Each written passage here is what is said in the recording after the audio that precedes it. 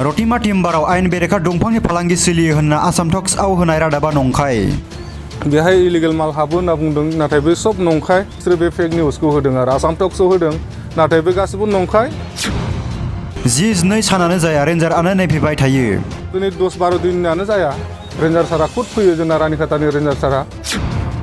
नंखाय खौरांनि सायाव खेंफोरथि होदों रटिमा टिम्बार सेलनि गाहाय सामलायगिरि के बिदां खाख्लारिया। चिरां जिल्लानि सिङाव थानाय काजलगाव महकुमा हाग्रा बिफान आरो नांगोबां बेसरबारि बिसिडिसिनि सिङाव गोग्लैनाय बेसरबारि गामिनि रटिमा टिम्बार सेल डिपट एबा दंफां मिलाव हाग्रा बिफाननि लोब्बा थाफानायजों आयेन बेरेखा दंफांनि फालांगि सोलियो होनना खौरां बिजोंनि गेजेरजों फोसावनायखौ मिलनिनो गाहाय सामलायगिरि के बिदां खाख्लारि, गामिनि गामिगोरा हेबेल बसुमतारीजों लोगोसे मिलनि मेनेजार आजाद आलिमोनहा नंखाय होनना खेंफोरथि होयो। मैया मोनसे फेक निउस होदों आंनि सायावहाय, माने बे रटिमा टिम्बार मिल नालाय बेयो उड मिल 10 इन्चनि। ओमफ्राय बेहाय माने ओरैबायदि सासे माने बेफारी आरो बियो बेफारी बुंनांगोन, ओमफ्राय माने सुक्लामि मानसि बे ओनसोलनि बुहुद माने मा होनो बेखौ CID खालामनानै बिदिनो सोरबा जानो मोननायखौ माने बोखाना होग्रा मानसि आरो बियो। थ' बेहाय इलिगेल माल हाबो होनना बुंदों, नाथाय बे सब नंखाय। मानो होनना बुङोबा दिनै 10-12 दिनानो जाया रेन्जार सारा खुद फैयो, जोंना रानिखातानि रेन्जार सारा।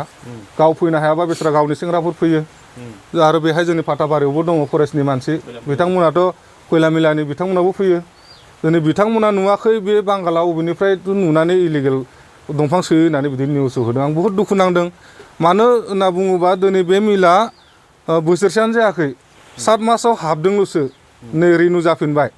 होमबा बेहाय जों माला इलिगेल मावनो हास्लाबनांगौ जाखो?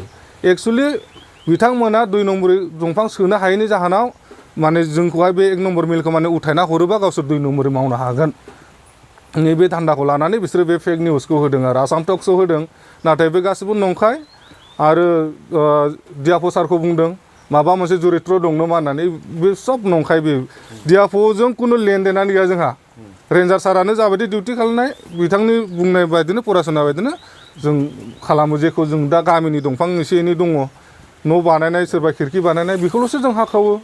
बेवहाय माने दंफां दाम गोसा गोसानि दंफां हानाय जायो आरो दंफां गिदिर गिदिर हानाय जायो। आसलथे नोंसिनि पारमिटआ बेसेबांनि हानो होयो आरो नोंसोर बेसेबां हागासिनो?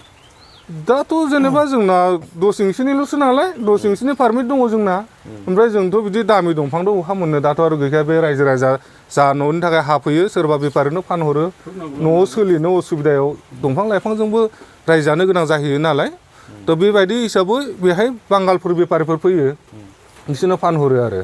बेवहाय जे फरेस्ट बिफानजों जे लोब्बा दङ, फैसा होलायनाय मालायनायबो खोथा बुंदों। बे गासिबो नंखाय। बिदिनो खुनु दिनैसिम फैसा होफेरा। फैसाथ' मा होनो, दाबो बे मिलनि दाहारानो सुखायजोबनो हायाखै। सप्तायाव मालाबा साननै मालाबा सानसे, बिदिनि थाखाय मिस्ट्रिफोरखौनो मोना।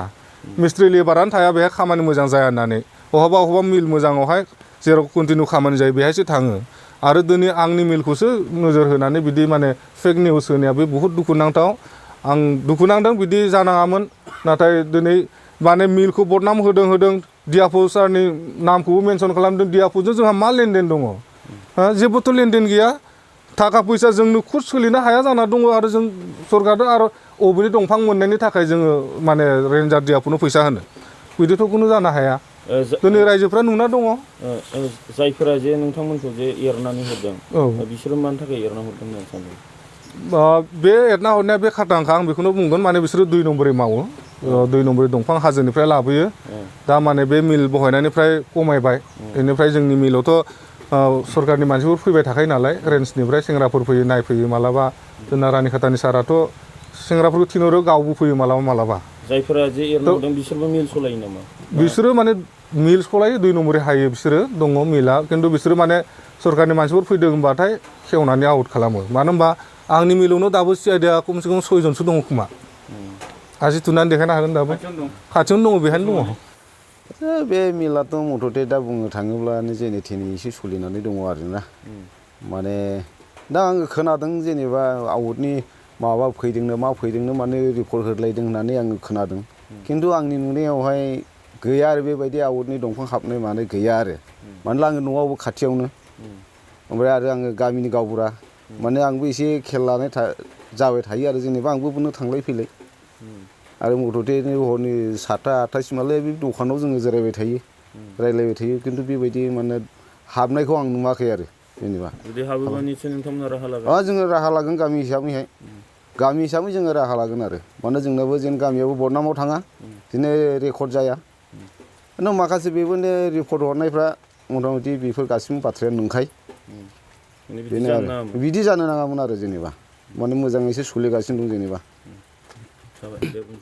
এই মিলত আমি যেনিবা কাম চলোৱাৰ কাৰণেহে থাকিছে মানে সম্পৰ্ক লৈ থাকিব লাগে মিল মালিকটো সৰু বৈনী হিচাপে মানুহ আমি তাৰপিছত থাকিছোঁ কিন্তু এতিয়া জংঘলৰ মাল চাল নাহে তো গাঁৱৰ পৰা ঘৰ কাম কৰাৰ কাৰণে লৈ আহে তাকো আমি কাটিব নোৱাৰে বেলেগ বস্তু দি হুণ্ডা দি ফালি হেনে কাটিব লগা হয় এই লাওখুৰি বা লাওখাৰ গাছ এইবিলাক গামাৰি লৈ আহে কিছুমান মানুহ ইয়াত আহি মানে মেল সিহঁতক ল'ব লাগে নহ'লে মেলটো আমাক ঠিকা দিব লাগে এনেকুৱা বুদ্ধি কৰি মানে মিল মালিকেতো ঠিকাও নিদিয়ে বা হয়তো কিবা সিহঁতক লগতো নলোৱাৰ কাৰণে হিংসামূলক হৈ এইফালে চান্দা লাগে বা ইটা লাগে সিদিনা বাজাৰত গৈছোঁ নাঙলহোৱা বাজাৰত গৈছোঁ আফচাৰিলে আমাৰ এটা চেংৰা ক'লে মোক খুৰা ৰ'বচোন এটা কথা আছে মই কৈছোঁ কি কয় এটা কাগজ লৈ যা মই কৈছোঁ কি কাগজ কয় BTC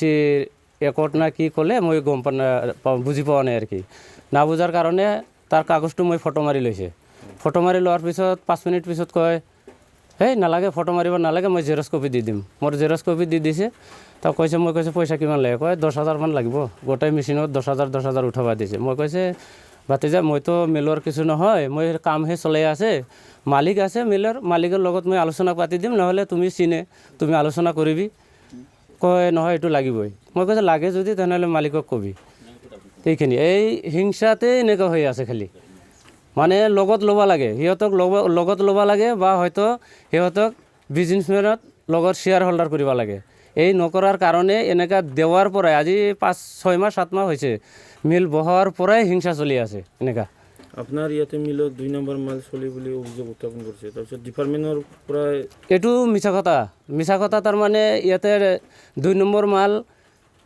কেতিয়াও অহা নাই আনিছে যিটো আনিছিল ফৰেষ্ট ডিপাৰ্টমেণ্টৰ পৰা কয়লা মালৰ পৰা ৰয়েলটিৰ মাল আনিছিল সিহঁতে নিজে আহিছে ৰেঞ্জাৰ ছাৰ নিজে আহিছে ৰিপৰ্ট দিছিল সেই ল'ৰাটোৱে ৰিপৰ্ট দিছিল যে পাহাৰৰ মাল আছে আহিছে আমি দেখাই দিছে যে ছাৰ এই মালটো কাৰ কয় আমিতো দিছে এইটো চিএম হিচাপে দেওয়া হৈছে ৰয়েলটি কৰা মাল এইটোতো নহয় এনেকুৱা দেখি গুচি গৈছে ডিপাৰ্টমেণ্টৰ পৰা চেকিং আহে এতিয়া আৰু পুলিচ প্ৰশাসন আছে সদায় আহে ইয়াতে জাগাতে থানা আছে থানাৰ পৰা সদায় IC ছাৰ সদায় আহে এতিয়া অলপ আগত আহিও গ'ল তেনেকুৱা প্ৰব্লেমটো নাই এনেকুৱা প্ৰব্লেম কিবা কোনো অসুবিধাই নাই আমাৰ